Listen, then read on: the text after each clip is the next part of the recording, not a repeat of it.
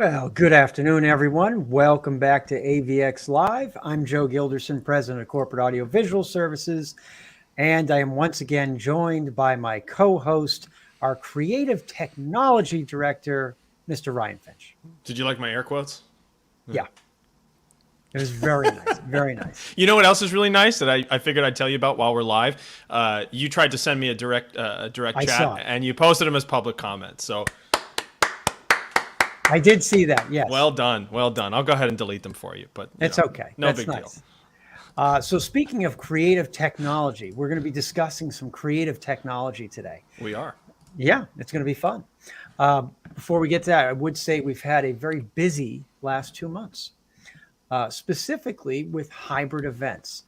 We've had many people in a room, many people online, and our environments are literally adapting every single week.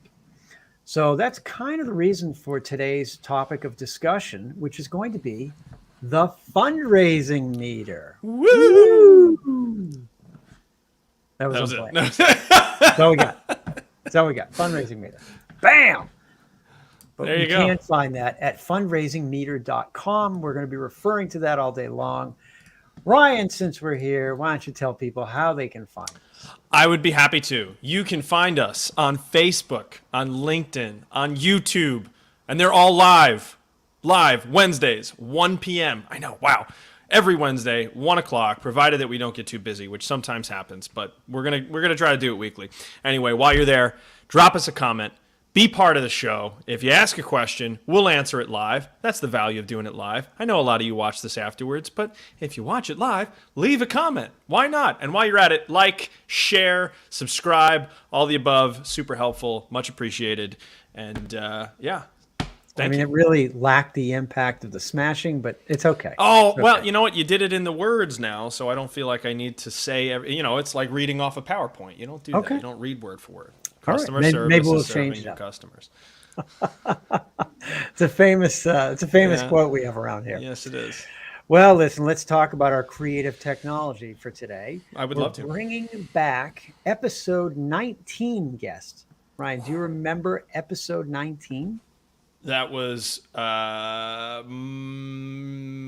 13th, 2021, if I'm not mistaken. Just made it up. I have Just no made it idea. up. I have Maybe. no idea either. Either way, we're bringing back our guest, Nick McElhinney, owner of MackTeck Solutions. MackTeck Solutions is a website design and development firm that specializes in corporate websites, nonprofit websites, and virtual event platforms. Ooh. Nick has gained a substantial amount of experience in creating websites that work. So why don't we bring him on? He can talk about it. Let's welcome Nick McElhinney. Come on, Nick. Hey, Joe. How are you? Hey, Ryan. Hello, hello. What's going on? The usual. Making corporate websites, nonprofit websites. Yeah. You really brought the enthusiasm today. Oh, I huh? definitely did. Oh, nothing. Well, either way, we work with Nick all the time, as many of our clients know. We partnered up a while ago to do it's probably about 100 events by now, Yeah. and so we work with Nick literally every single day. So, Nick, tell us, how did you get into designing virtual event platforms, and what the hell is that, anyways? Sure. So, for a long time, I worked with nonprofits on their websites, setting up things for in-person events like event marketing pages, registration pages, things like that. Everything was going great, like usual. And then COVID hits and all their events got canceled. And, people in the nonprofit field know that a lot of times a spring event can set up an organization for the year. They do a lot of their fundraising in the spring. So there was a need to replace the in-person events with something online because we couldn't be in person. So to help them raise money, things like that, Joe, you and I, and a couple other people sat down, figured out a way to help these companies. So we came up with this nonprofit platform. You guys handle the streaming, and the rest is pretty much history. We had a lot of work to do, a lot of things to figure out, but in the end, we came up with something great. So what I consider a platform is something that will help, that will translate the in-person event to the virtual setting. So things like, the fundraising portions, the honorees, the sponsors, you have to give good sponsor value or nobody's going to give you any money if their name's not there, for the most part. Things like auctions, a fund a need or a live ask, like how do we do that? And, in the room, you can get some people behind you, people the recognition, give them the thank yous, they raise their hands, people see them, things like that. But online, it's like, how do people know who's giving the money? So that's where the fundraising meter came from, So we created the meter, it gave us multiple ways for people to donate, multiple ways for people to get recognition. And, that's where it came from. All right. So, Ryan, while we're talking about the virtual event platform and coming from virtual events, what were you hearing from clients as far as what they needed? Well, that's a good question. Obviously, what people have needed has changed over the course of the pandemic. So I guess early on, they were trying to do the same thing, right? They're like, how do we do what we do and just move it online? How many times do we hear that? We just want to move it to be online and just do the same thing, right?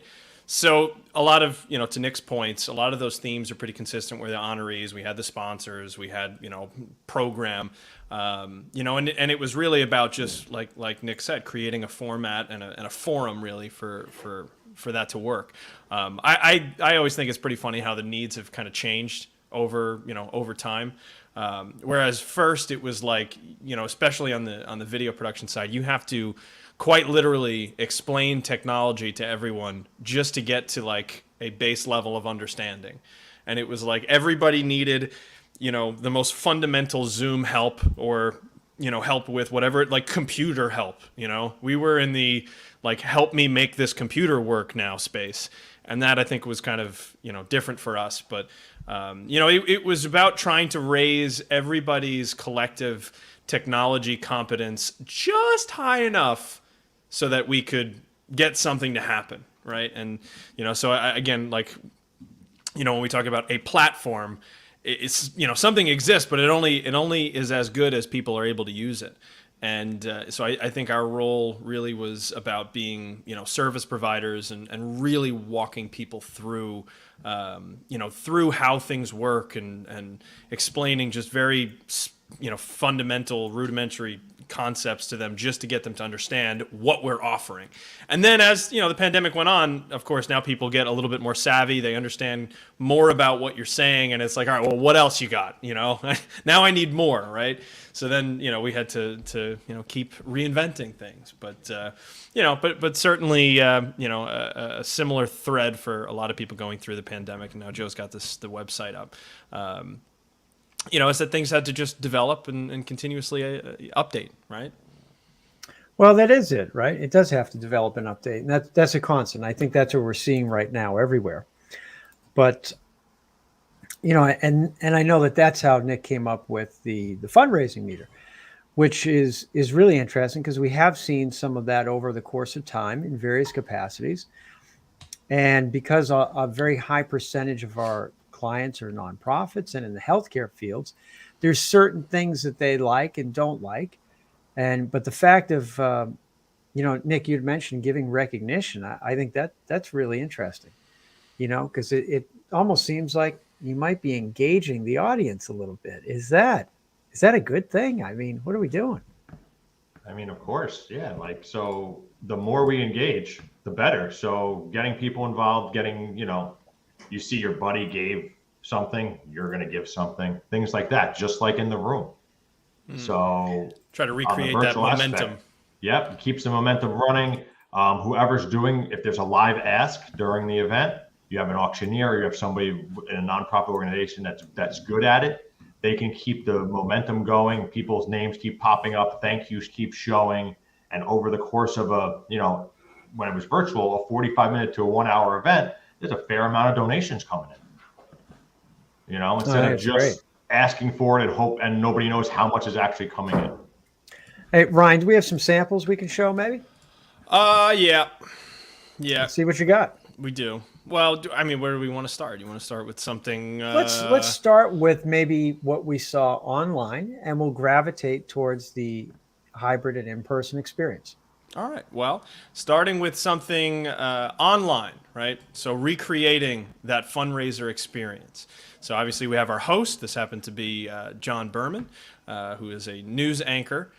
So obviously, still going after the same. John actually was the same person that this particular group had in person at their galas. So still trying to recreate the experience that they would have otherwise had. We have our text to give number, right, which is a way to be able to donate and to actually be able to contribute from their home and not just be able to raise a paddle. I mean, how many times did we hear, oh, we want to do a paddle raise, and well, there's no literal paddle. You will have to use technology. And then it was, back to the whole, my point earlier about like raising everyone's technology. It was like, oh, send a text, FOK, to blah, blah, blah, blah. And it was like, so I text the word to the phone number. Yes, that's correct. Other people had much more difficulty conceptualizing what that meant. But in any case, so then we have, again, host coming in live. We have our name scrolling across the top, like Nick mentioned.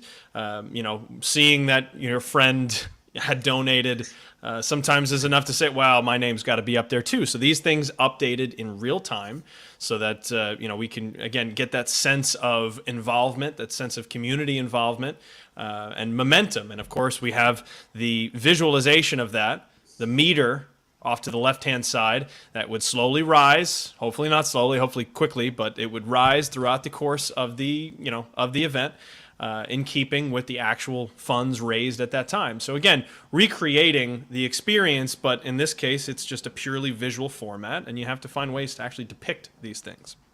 Okay, and Nick, is that meter in real time? Yes. Wow. It just blew Yes. my mind. Yes. Completely real time. Everything that we have that shows up, the names being added to the scroll, the thank you, everything is, as people are donating, it's showing up. So there's, 20-second delay here or there, but real time.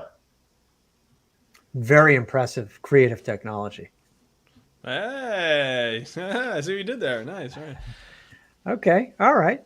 Well, what if we were, I don't know, what if we were doing this as just an in-person event? As Okay, just well, an in-person event? I don't know. Yeah, I don't really want to speak for the AV guys, but Oh. Well, first let's thing you speak would do from is your side. How you about would that? you would send some guys in the room and you'd have them set up a TV or a projector screen, something like that. I don't know how that works, but somehow it's there. Okay. From there, we provide you guys with, we set everything up so that there's a meter, so what we call the fundraising meter. So it shows up on the screen. People can see it. Sometimes it's there as people are walking in, so they get the trigger to donate immediately. Sometimes it comes on during whatever the fund need or the live ask, and you guys bounce back and forth to it throughout the event. With the people in the room, there's options. We have the text number. We also could do QR codes, so people can just scan a QR code at their table, or if there's some kind of journal or something like that that's printed, the QR code can be, hey, to donate, just scan right here. And then they put in their information, put in their donation, and it pops up live on the screen. Well, let's see. I think I might have actually have a sample here. Let's see what this thing looks like. Whoa. Look There at it this is. guy. How about I just move that out of the way? There we go. So is this a good example? It looks like it's live right now. It is. Holy mackerel. I don't know this Mark Mosley guy, but thanks, buddy. Looks like he's been a good contributor to the Helping Hands Gala. Okay, so this could just run on any of the screens that are in the room for that in-person audience. Whoa. Edgar What Reed, was that? That's pretty awesome. Okay. What was that, Nick? That was the live flash to thank you. Yeah. So that as people donate, that will flash, and it's like a thank you. So they get even more recognition, and they don't have to wait for their name to show up in the scroll, because some organizations can have hundreds of people in that scroll, so it might take some time. So we want to make sure that as donations are coming in, the name will flash on the screen so people can see it. So right there, Sarah Stevenson. So as people donate, their name flash, the dollar amount increments, the meter goes up on the side, little progress bar, and then across the top of the screen, their name gets added to the list. Very nice. Well, there you go. So, obviously a simple way to, recreate, it's almost like working backwards now, right? Like for a while, we're working in a purely visual format, and we needed to visualize the experience. And then when we moved to, an in-person experience, well, this doesn't quite apply the same way, but the fundamentals do. And I think that's kind of what we're getting at here. So, certainly a good example. I mean, look, you could even use this on, say, a virtual event where maybe you don't have the full production budget to go big, right? Maybe we have to go a little bit scaled back, and it's a simple shared screen inside Zoom just to follow along with where your fundraising's at. So, certainly if you have a screen, you can have a fundraiser. Put that on a banner. Wow. Put it on a banner. Yeah. You don't have to do it right now. I'm not going to do that right now. Okay. All right, fine, whatever. If you have a screen, put it on yeah. Type it in later. I don't know. That's cool. I'm out. What? Hey, so Nick, could this just look like anything? Like how do you determine the look of it? So, I mean, as you probably could see from the demos, the screenshots that Ryan has been showing, we have a lot of different options. We pretty much go by the branding of the organization. So we try to keep the coloring the same, things like that, as the organization. So the meter could look like, Ryan might be able to pop up the Latino U one that looks like a diploma, so there you go. It looks like a diploma that fills up. So that's pretty cool. We have the ones that look like a heart, which was Wait, did you mean this one? That one? Or was it this one? I think it might have been this one. Ryan, that looks like an empty heart to me. So we have the ones that look like the heart, the one that looks like the exclamation mark, and all of that was made at the nonprofit's request. So we work with the nonprofit, we design the graphics, and then we come up with a meter. So it's very flexible to match your event, and not just a generic, something that people may have seen before, or something that might look outdated. It actually is to the times of the organization's branding. So you mean something like maybe this? Yep. That's pretty nice. So did that bag actually fill up with red, or is that just a graphic? So if the top little edge is white, from the beginning, it used to just be white with a heart in it, and then as it filled up, the red filled up and then made it to that far up at that screenshot. Very fancy, very fancy. So that matched their branding. That was the branding of their event. That was on their invitations. That was on their websites, things like that. So it kept everything consistent across their event. So I guess the point is that it's all customized to each client, each event, and we have full capabilities over that design and that control. Yeah. And everything works on phones. It works on computers, tablets as well. Yeah. So when people, what about on Macs? Do they really work on Macs? It works on Macs. Damn. Nice try. On the in-person side, odds are somebody's going to be using a phone. Because they're sitting in a room. What else they're going to be using? So yes, everything works on the phone, fully mobile optimized, and things like that to lay out properly. On the virtual side, of course, it works on the phone, but also a lot of times what we have is right below a nice little button you click. You don't even leave the page of the virtual event. You could put in your information and donate, and everything comes up on that live fundraising meter.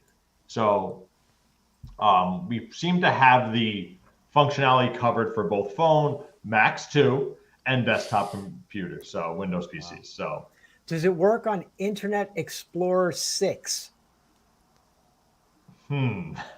Probably not. Wow. What was that, 30 years ago, 20 something years ago? I don't think it was a while ago. Yeah. I think we phased that one out by now. Okay. All right. No problem. Good. I don't think Ryan was born yet with Internet Explorer 6. Come on. Look, I go back to the dial-up days, okay? Yeah. Wow. I can even do the sound for you if you want. Back to dialogue. Please don't. All right, fine, whatever. Interesting. All right. So I just posted the fundraisingmeter.com website in the chat for everybody. We'll show the page in just a minute so anybody can check that out. It's not this one though. Not the one that Joe meant to send to me directly. That doesn't say my name on it. It says corporate audio visual. It was Joe.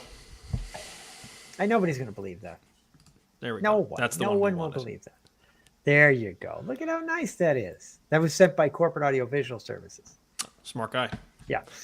So what if we're doing hybrid events? So we have some people at home. We have some people in the audience. What is that going to look like? Well, just like you're saying, there's some people in the audience. They're in the in-person event. There's your team brings in a big screen, puts it up on the screen, nice and pretty. They can sit there, they can put in their information. Love that. Team. So good. They're really great. So they can do the text to donate. They can put in their information. They can donate. Comes up on the screen. Now, when that happens, it's also going to show on the virtual screen. So the live stream, the person who donated in the room, their name will show up on the live stream to the virtual people, and vice versa. So it pretty much is completely, Hybrid. There we go. Hybrid. completely hybrid. Completely hybrid. Hey, So Ryan, do we have everybody a gets the picture? same experience during the fun meter, the ask. The names are showing up on both sides so that people know that there's a little bit of momentum going, things like that. Want to be up on the screen with their friends, things like that. I want to be on the screen with my friends. Of course you do. Well, Joe, you mentioned an example, and I think we have a really fantastic example. Do you know when that took place? It just happened last night. Wow. There you go. So as you can see here, a combination of sorts, a hybrid event, if you will. We have the elements involved in this. This obviously is the live stream experience. So this is what the people at home were watching. They're watching the feed of the stage, and we're cutting back and forth, going from the stage to the side by side of the audience. We're seeing the numbers raised. You're getting a sense that it's not just you. It's not just the virtual world, although your names are also scrolling across the top. So, as the pledges are coming in, as the donations are coming in, you're being, your name is being brought into the broadcast, and you're connecting the two worlds, right? The virtual and the in-person world. And obviously, I think that's the whole point. So this was certainly a good example from a fantastic group. And, I think it was nice to be able to see the two pieces really come together and execute well. And was all of that live in those two windows like that? Oh, it was live. Man, oh man, that looked pretty good. I bet you there's more than one camera to make that happen. I bet you there's 8 or no, not 8, more than that, like 16 feet of tech table. Yeah, that too. Yeah. It takes a big crew to pull that off. Does That's another thing to keep in mind. sometimes take some space and take some things, but Ryan, I can show you what my view looks like. I would love to. Oh, well, isn't that nice? Let me just bring that picture up for a second here, because I don't want anyone to feel left out. So I want to show you my perspective of that event. Wow. Yeah. It's less impressive, at least as far as I'm concerned, because it's just not a great photo. Well, I don't think you're understanding what you're seeing. Maybe that's the problem. You're literally seeing two different worlds going at the same time. Oh, yeah, that's true. Okay. So fine. on our left side, we actually have the streamed event. And on the right side, we actually have the live event as to what content is going on screens. And then if they integrate with the online side or they don't, which is subject to each client's event and decision. But either way, it's still pretty cool. Okay, I take it back. That is pretty cool. Now, normally I would swear at you right now, but this is not that kind of show. Well, so I'm not going to do that. But either way, really great event. Client did an excellent job. They really had a firm understanding, I think, of how to separate their worlds of online and in person. And I did see that they had QR code little cards around the table. It was around, banquet table. So they had them in several sides. And I saw people scanning them in, and it was really quick and effective. So when they scan that in, Nick, where does it bring them to? So the way that this organization did it was, the people online would just, text to donate in and all that and then process their payment. The people in the room were all given numbers to hold up during their, what they call a service auction. And they would hold up the numbers, and that's pretty much a pledge. So they would take down all the numbers and all that stuff during the event. The organization would take them down. And then at the end, people have to pay. What they did was they put a QR code on the table. People scanned that code. It brought them to a website. It gave them all of the options, so they could just do an easy drop down. We want, 2 of this option, 3 of this option. They're all dollar amounts according to what the service costs. Sure. And then they would go and check out and pay. So that was an easy way for them to have people online be able to donate, in the room be able to still hold their service auction as they always did years before that their clientele is used to. Okay, and then have them simply pay. And then as a fallback for the people who are really adverse to that new technology, they had the cards for them to fill out and pay as they left. So they had that fallback, but a lot of people use the online just because it's simpler. And hey, Ryan, you know what I didn't see? What's that? I didn't see a long line of people waiting to pay to leave. That is correct, which is very often the bane of the fundraiser's existence is the checkout line, because then it's like who had a couple drinks and forgot to wait, or was just like, look, I'll send a check and then forget to send a check, or it's hard to then collect what people have pledged. You got them in the heat of the moment, right? When the heartstrings have been pulled, and it's nice to be able to kind of let them give when they want to give, as opposed to ask them to jump through a flaming hoop that looks a lot like a very long and boring line. Because the heart would look like this if it that would was look the case. empty. It would look empty. Yeah. No, that was sad. good. That was nice. Nice callback there. Well, I think the point is that it's easy for both the online audience to donate and for you to collect the money, as well as the in-person audience to donate and collect the money. So whether it's a pledge or it's a text, I don't think that's really the important part, because it's flexible enough to be used in all capacities. But all the money is then getting routed to the same place, and you're collecting it in a quick and efficient manner. Absolutely. And I thought it was very successful. And all the hybrids we've been doing with the fundraising meter have been very successful. Now it's just another way to try to keep people engaged, as Nick was saying right in the beginning, which is really cool. It is kind of interesting too, as far as where we've come now, and where the needs have gone. We talked about at the beginning, what the needs were at the time and how they've evolved. We've been getting a lot of requests, right, for can you pre-record our CEO's speech, or pre-record the honorees? We're just going to do an honoree video instead of having them come up. So, I think we're seeing little bits of pieces of the virtual world stick around. And so this is kind of just another example of that, right? It's like we got used to a format and now we have more options, but it's like we still want to keep the parts of it that were effective, right? And that made the event feel more engaging. And I think this is, this certainly speaks to that. Excellent. Well, we'll just kind of remind everybody about the actual webpage so that they can check that out. And that is fundraisingmeter.com. You will see all sorts of fun little features right here. You'll talk about the real-time fundraising, the real-time progress meter, simple donations, built-in text to give. We already know that it can be branded to the graphically, as well as that it's branded on a phone-friendly device. But I got to tell you, Nick, you did a good job with these frequently asked questions, man. These are good. I find myself frequently asking these questions. Do we have a frequently asked questions, Joe, for AV? No, because I don't want to answer them. But that's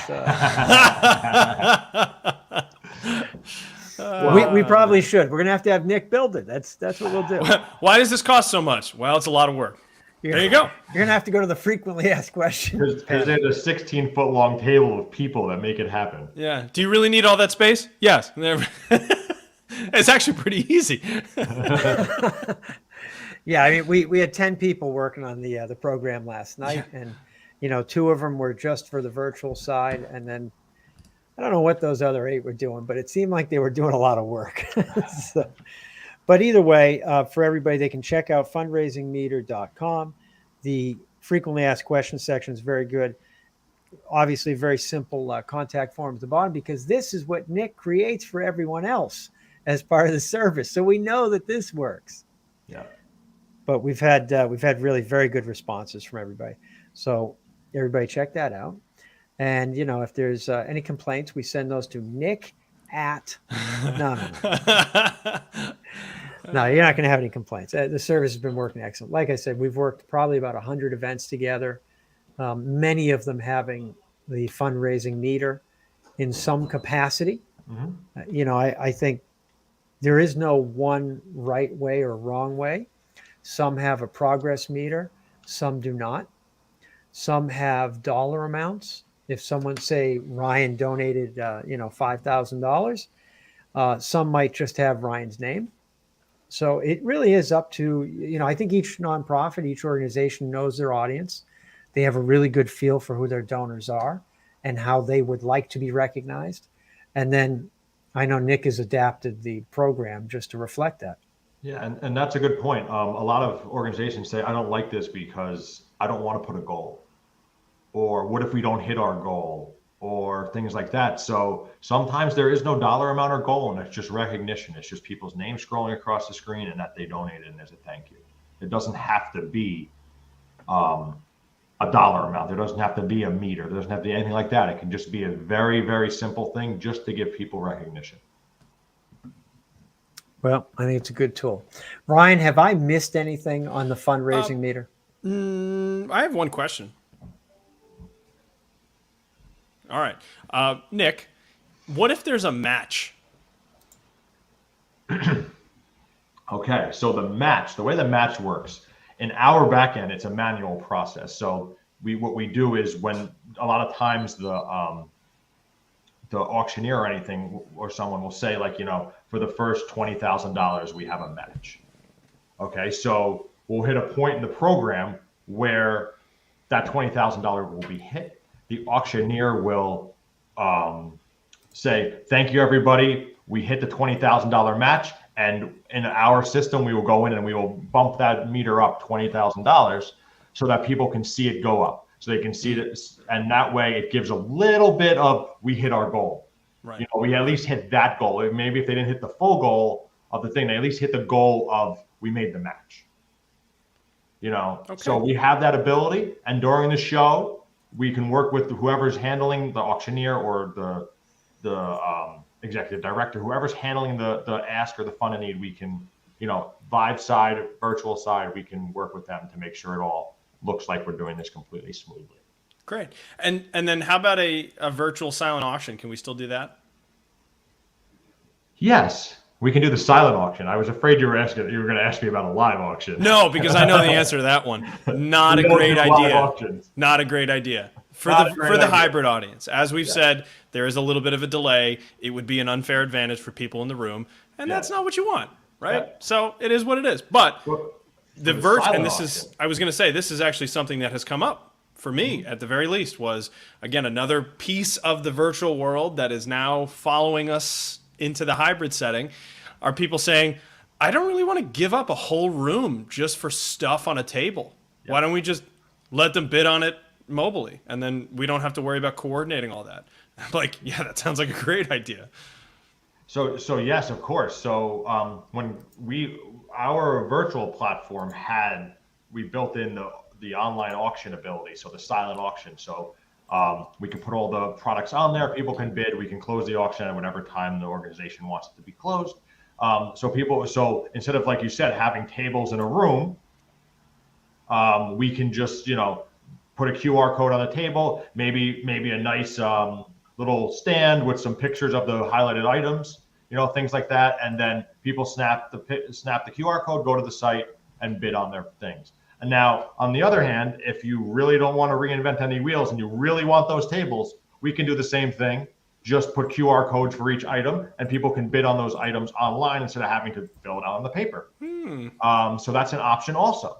So my opinion, save some space, do it all online. But some people still want to have all that stuff laid out and things like that, because that's what their organization's used to.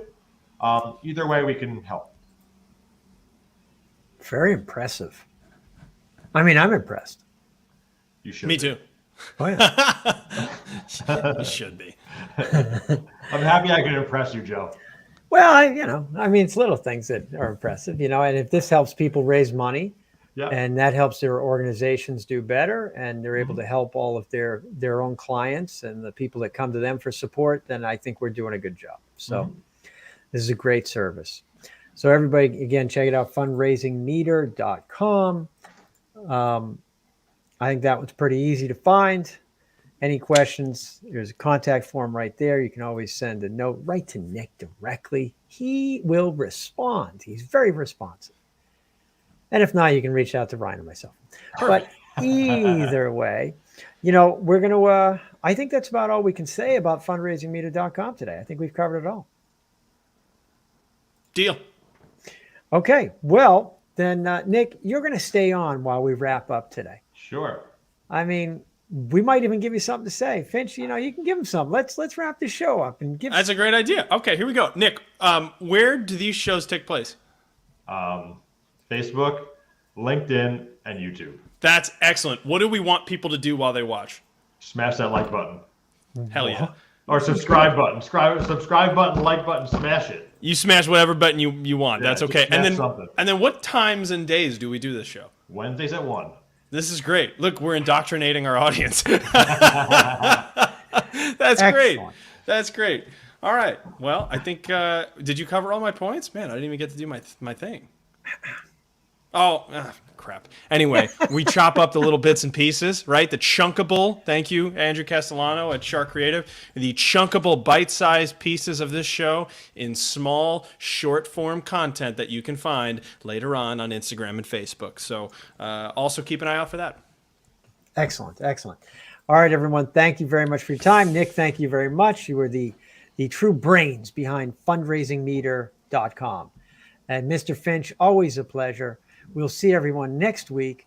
We will have some more fun and exciting information. Finch, take us out. Over and out. Bye-bye.